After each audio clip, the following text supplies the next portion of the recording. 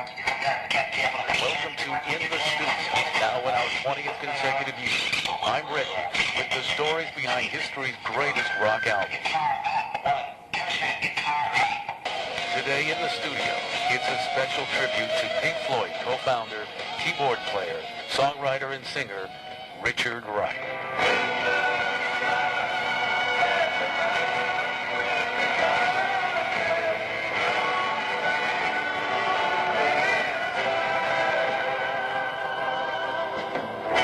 As you know, I actually left the band after the war in 81 and came back for momentary lapse of reason, in the record a little bit, and then did the tour. But I think we rediscovered the band, if you like.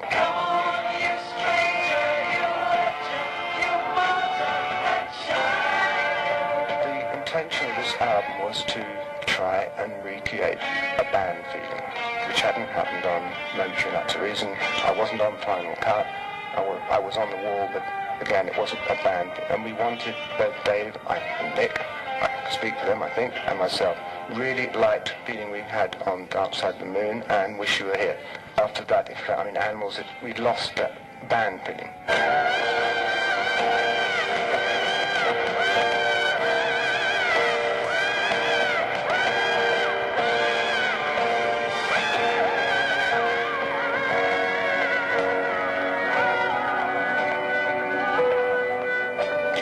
Wright of Pink Floyd inviting you to join Redbeard.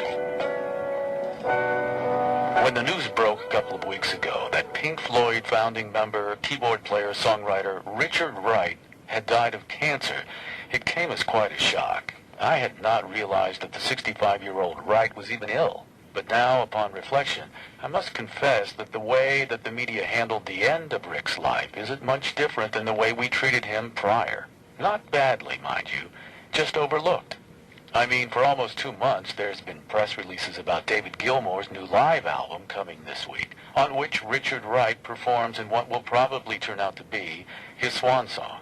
But word about Wright's having an aggressive terminal form of cancer and dying? Not a peep. In early March 1994, just prior to the release of what now turns out to be his final Pink Floyd studio album, The Division Bell, I sat down with Richard Wright during band rehearsal in an aircraft hangar on an Air Force base in the California desert.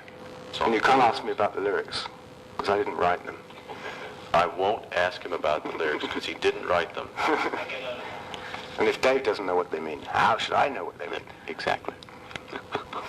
No, he didn't say he didn't know what they mean. He said he wasn't going to... No, he wasn't prepared to talk. No, he's not going to tell me. Okay. So, but he's done that before, too. I've only lived with this now 24 hours. I've had a chance to hear it. I've had a chance to hear it. Right. Twice. Mm-hmm. Twice through. I think that your fans are going to find this to be even a more satisfying album than Momentary Lapse. I think that is absolutely correct. Why do you think? Well, partly because I was involved with it a lot more. And we made certain decisions. For example, Momentary Lapse of Reason, I was involved with it virtually near the the last quarter of making the album, and just putting in a couple of Hammond tracks down or whatever. This, Nick, myself and Dave were involved right from the beginning in Britannia Row, just playing together. And out of that, the tracks came, and decisions like Nick will play all the drums, I will play all the keyboards, and John Caron came in as a programmer and played some of the keyboards, but it was to get the band feeling back. And for that reason, I think, as you say, the fans... This album, The Division Bell, flows seamlessly from song to song. I have to tell you the truth here. I've actually, because I've been involved with it for a year, and I worked on it, and you work on piece by piece by piece. And I've actually probably heard it as many times as you, maybe twice. In toto? In toto, right. Okay, and I was listening to it again today. So I got a DAT of the album 2 weeks ago, and I listened to it in my headphones before I went to sleep, and then we've been so busy I haven't had a time to sit down and listen to it, and I was listening to it again today. So I haven't actually I can't actually judge the album overall. I haven't actually listened to it from the beginning. I have listened to it, you know what I mean? But I haven't really sat down one night with no other thoughts in my mind and listened to it. Haven't had the time. Are you looking forward to that moment? Yes. Yeah. And I think that is telling, a very telling statement right there, because so often when it comes to art, the way the modern recording process is, the modern studio and deadlines and things like that, you can become so obsessed with quality and standards and deadlines that when you're done with it, you never want to hear it again. Right. You know what I mean? Yeah.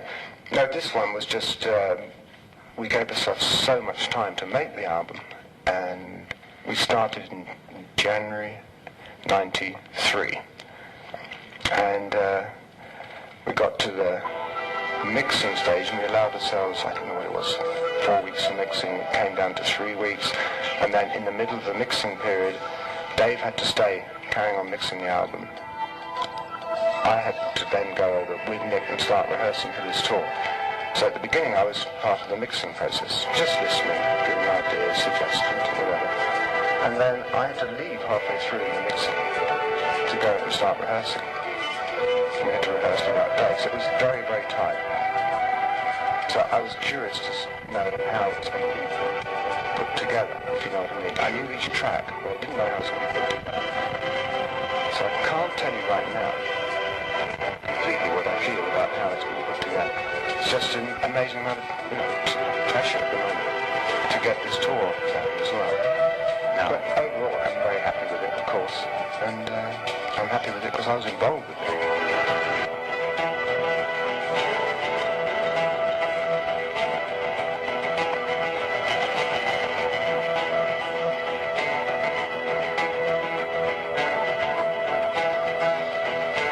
That's the song Keep Talking from Pink Floyd's 1994 album Division Bell, co-written by David Gilmour and keyboard player Richard Wright.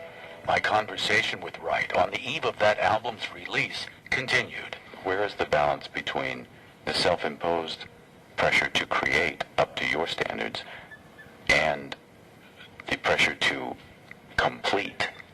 Well, I think the truth is that we had enough time.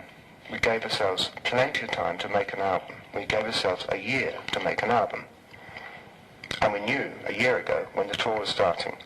Okay? So we had enough time, but we took it very easy. What's the So hardest? we are responsible. It's not like we had, my God, 2 months to make an album and 1 month rehearsing. It wasn't like that. We had a whole year to do the album, get the tour together. It's our fault. What's the hardest part about is it starting or stopping? Is it starting an album? Or stopping, which is harder? It's hard to start. But what we did, we'd never done it. Well, we have done it before, but what we did this time, we actually had 4 90-minute bats, I think, or 5 or 6 90-minute bats of music. And the hardest thing was to throw things out and decide what we're going to work on. So we had maybe 30 or 40 pieces of music, and we worked on most of those, and then having to drop things we all love, not knowing how the album's going to turn out anyway. And for example, there are pieces that we dropped that I believe should be in the album now, but we had dropped because we didn't have any clear idea how the album would be.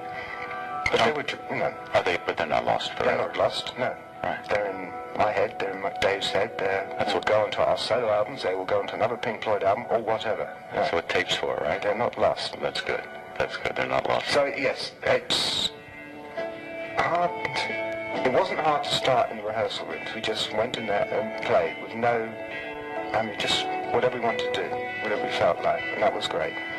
Now that's a considerable change. Then to come into a studio with 3 hours of music, 4 hours of music, whatever it may be, and then trying to decide, okay, where do we go from here? And we spent a long time going nowhere, trying things out. And then it's very hard to stop, but you have to stop. And whenever you stop, you want to carry on and get it better.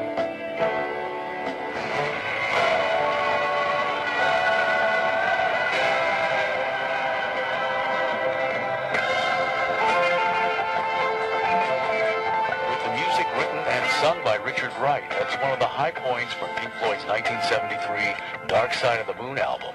Number 43 on Rolling Stone magazine's top 500 albums of all time, but much higher in the real world at number 15 top seller of all time in the U.S.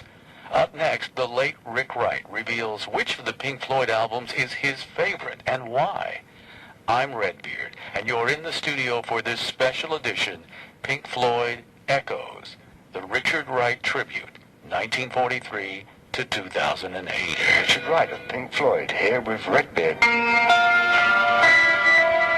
That was Pink Floyd co-founder, keyboard player, songwriter Richard Wright, who passed away September 15th. This is a special tribute we call Echoes.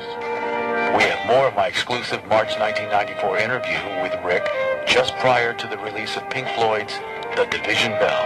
I think we're kind of thinking of Wish You Were Here, which happens to be my favorite album. You and David both? Absolutely, yeah. Why do you think that is? What aspects? It's the best album we've done. Tell me what, in your opinion, makes that one special, and any parallels that you see to the Division Bell. That's a specific question. It's hard to say. It just happens to be the album, for me, just from the moment it starts till it finishes, it flows. The songs flow into each other, and there's just a wonderful feeling in it. That Shine On You Crazy Diamond, an excerpt from the 1975 Pink Floyd album, Wish You Were Here, with the song co-written by Richard Wright. What is it about now, the dynamic between you and David and Nick? Well, as I said, the intention of this album was to try and recreate a band feeling, which hadn't happened on Momentary Lapse of Reason. I wasn't on Final Cut. I was on The Wall, but again, it wasn't a band thing. And we wanted, both Dave and Nick, I can speak for them, I think, and myself, really liked the feeling we had on Dark Side of the Moon and Wish You Were Here. After that, Animals, we lost that band feeling. And the original intention, actually, this album, was to learn all the material and then get the other musicians, Gary, John, Guy, girl singers, and go and play it live in the studio. That didn't turn out that way, but that was the original intention of Dave's, was actually to basically do a live album in the studio. I'm wondering about what I'm calling, for lack of a better term, Pink Floyd hallmarks. The consistency, the standards that Pink Floyd has imposed upon itself and yourselves over the years. The linearity of Pink Floyd albums for nigh on 25 years now, and something I call loyalty. I find these to be fascinating hallmarks and not too prevalent in popular music and certainly in the entertainment business. First of all, let's talk about consistency. How important is that to Pink Floyd success, Pink Floyd's standards? Consistency. Well, it hasn't been consistent, as you know. I actually left the band after The Wall in 81 and came back for Momentary Lapse of Reason, in the record a little bit, and then did the tour. But I think we rediscovered the band, if you like. Consistency, whenever we go out and do a tour, we kind of want to make it better than the last one. And this one, lighting-wise and design-wise, I have to say, is incredible. It really is. Knocked me out when I saw it. When I first went to the hangar to see the setup, it's unbelievable. Now, does it have to do that for you before you feel confident? No, I'd love to play in very small arenas, and no. But what about the standard? It certainly would be easier. We kind of created it. I'm sure all the people are coming to see us. Okay, yes, you did. Okay, Pink Floyd, top what you did last time. Okay, right. And if we didn't, if we went and said, let's do which would be nice, let's go and do, not a big tour. Let's just go out and do, a tour, not on the cheap, but small arenas, let's say, if we want to do it. Let's play in very small gigs or whatever. A lot of people possibly will be disappointed. Because we have built up, as you say, 25 years, right from the first go. Lights. And not individuals. We've never been, sold as individuals at the band. So each time, yes, I guess, where do you go from here? And we do generally believe that if you put on a show outdoors, you really should make an effort to make it the best thing people have seen. Because I tell you, I have to say, it's not much fun sitting in a stadium and a band putting on a pretty mediocre show. No, they're sitting there for 6 hours and they want to see something spectacular. Yeah. Pink Floyd, they know will see something spectacular. So they deserve it, Our fans, if you like, anyway, they deserve to see something better than last time.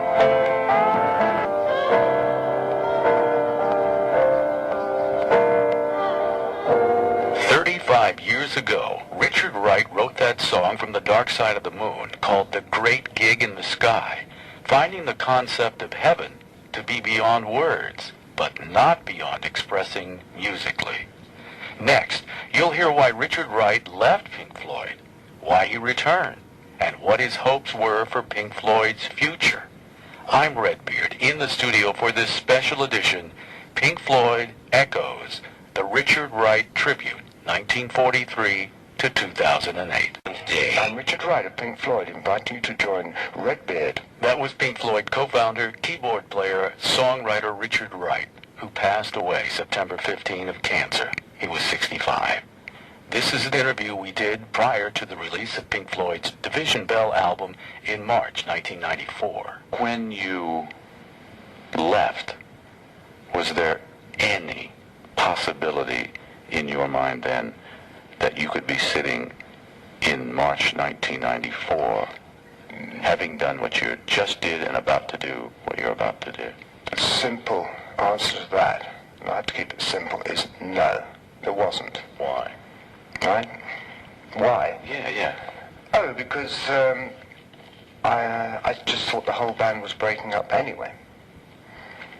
I mean, we don't have to get into the Roger situation and all that, because everyone knows about that. Yeah, I'm interested in you. Yeah, right. And so I thought, no. I just thought that was it, and I would go ahead and do other things or whatever. Mm-hmm. So I had a feeling the band was going to break up, and with Final Cut, I mean, it was breaking up, and did break up. Sure did. And the big thing was that Dave and Nick then sat down and said, we're going to carry on, which, you know the stories, we don't have to go through it. And but actually in 81, when I finished the Last Wall concert, in my mind, I was probably thinking, no, that's it. Because of the unique perspective you have on this, because of the way you've done it, is the Division Bell particularly sweet for you personally? How do you mean sweet? Fulfilling? It was fulfilling because I wrote on it, and I wrote with Dave, and I sang on it for the first time since, I'm in the lead vocal since Dark Side of the Moon, so that was very fulfilling. Good. Just, I have to say, I've never ever had any confidence in my voice, but I wrote this song Wearing the Inside Out, and so I had to sing it. And it was quite interesting because I hadn't really sung, and went into and did a track of singing it. I'd rehearsed it with Anthony Moore, who wrote the lyrics, but I basically hadn't really sung for 20 years. And did one take, and Bob Evans said, okay, that's it. But it's a song that really suits my voice. I don't have a versatile voice, okay? I'm not a Dave. There are certain ways of singing I can do, like the choruses of Time, Us and Them. Well, the chorus of Time. I have a voice that can do certain ways of singing, and Wearing the Inside Out, because I wrote it, would suit my voice. I couldn't sing Money, for example. That was very fulfilling, particularly. Writing a song and singing it and having it on the album. There is an element of Pink Floyd that I hadn't noticed been missing really over time. Mm-hmm. And it's like you've underlined it by singing this song. It's like, oh yeah, Right. yeah. It's very much a part of the Pink Floyd sound. Yeah, and another element is, for example, What You Want From Me, which is, well, I wrote the intro track, and then What You Want From Me is this kind of combination of Dave and me writing it musically, and he wrote the lyrics and everything. But that sounds to me so Pink Floyd, and that comes from Dave and me, and that wasn't happening on Motortracks Reason, wasn't happening on Final Cut, obviously, because I wasn't there, wasn't happening on The Wall. So those things that are happening on the album are wonderful. And I think, as you say, a lot of people are going to love it for that. There was something about, back to your vocal on Wearing the Inside Out, there's something about it that makes it sound to me like you nailed it on one of the first takes, and you're telling me it was the first take? It was the first take. It's remarkable. I was wondering how many times you were prepared. I was prepared to do it a lot of times, but I've always had a thing about my voice. I don't believe I'm a singer, but I do believe I can sing certain things. Because, as I say, I wrote it, and, okay, we've got to do the singing. We'll do the vocals tomorrow, Rick. I said to Bob, said to Dave, well, look, I'm really not confident about this. And then I was driving to the studio, and I said, I'm going to do it. I'll just sing it however I feel like.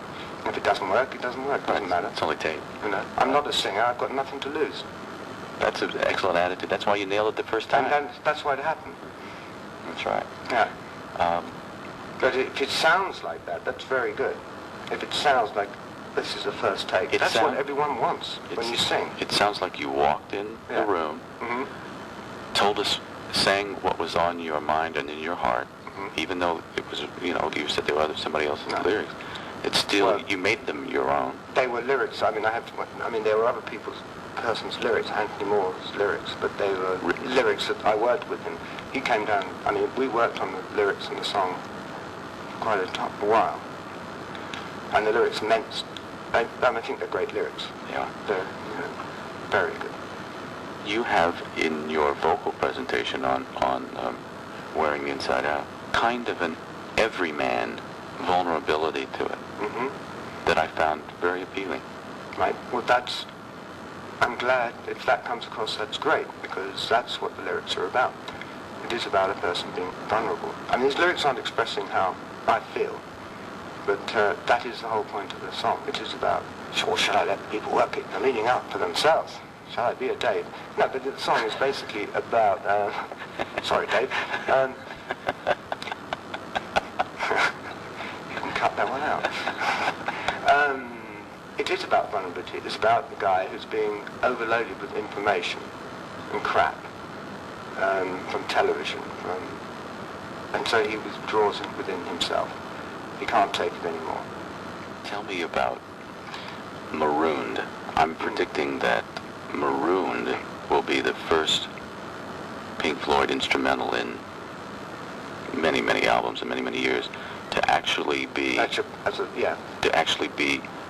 played on American radio. I think it's going to. It's just achingly beautiful. I'm curious about how. I love it because again I wrote it with Dave, but I'm curious to know how it will go. We're talking about the time, right? And that was the first one that was mixed. And for me, it hasn't been mixed properly. I still like it, and I think it's a good mix. But I wish we could have had time to go back and remix it. However, I'm curious to know if they do play it on radio. Will they play it on radio? I think I will. I hope you do. Right. Because it's. The guitar work on it is incredible. It's so evocative. I don't know. I don't know how the human voice could be more evocative, more soulful. He really. Yeah. It's beautiful. Overall, I believe I counted up at least 5 songs here that you've contributed to. It's 5. Yeah. How does that change the way you look at Pink Floyd now, than from even as recently as the Momentary Lapse tour? I'm very excited. Because the last writing I did was Wish You Were Here, because I didn't write on the wall. What came, you have to remind me, what came after Wish You Were Here? Animals, I didn't write on animals, nor the wall. I wasn't with the final cut. So my last writing was on Wish You Were Here, and now my writing is on this album. And in the future it'd be interesting to see how the albums are and how people react to the albums. I think because I've already heard some people saying to me, this album's wonderful because it goes back to Wish You Were Here. It doesn't go, I mean, it has the feeling of Wish You Were Here. I agree. Yeah. What was it like recording on a floating houseboat? Wonderful. It's rather intimate, right? Yes. I mean, it's not a big facility. No. No. It's very, very small. But it's great. In fact, funny enough, we then went to Olympic Studios to do the drum tracks and things, and came back to Astoria, and we noticed the drums sounded much better in this tiny little room at the end of the boathouse. We did in Olympic, so we did everything, basically everything in Astoria. Anything we did outside Astoria was keyboards and grand pianos. So the whole thing was done really in Astoria. And I think we got one of the best drum sounds we've ever had. And that came from a little room in his boat. Amazing. And thanks to Andy Jackson. Yeah. Sound is a funny... And Bob. Sound's a funny thing, isn't it? It doesn't necessarily come out logical, whatever works. It doesn't. No. How would you sum up your feelings at the end of the Momentary Lapse tour? What was said, what was left unsaid about the future? I don't think there was any clear idea of the future, except that everyone realized the band had started happening again. And there was a lot of sadness.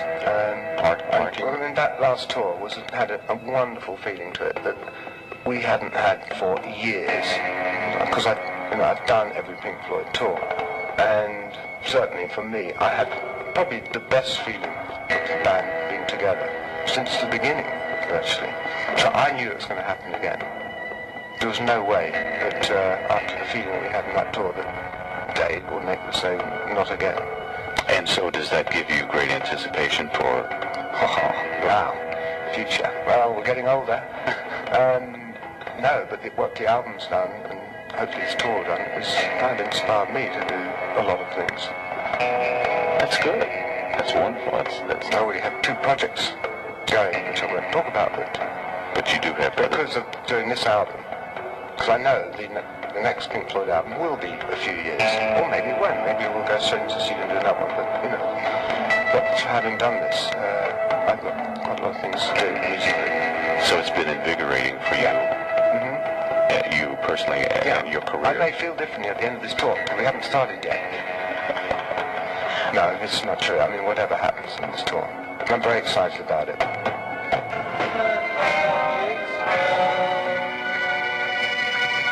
In all those years that he gave us music, Rick Wright never asked for much in return, it seems. He just wanted to be in a band called Pink Floyd, and not necessarily a very big one either.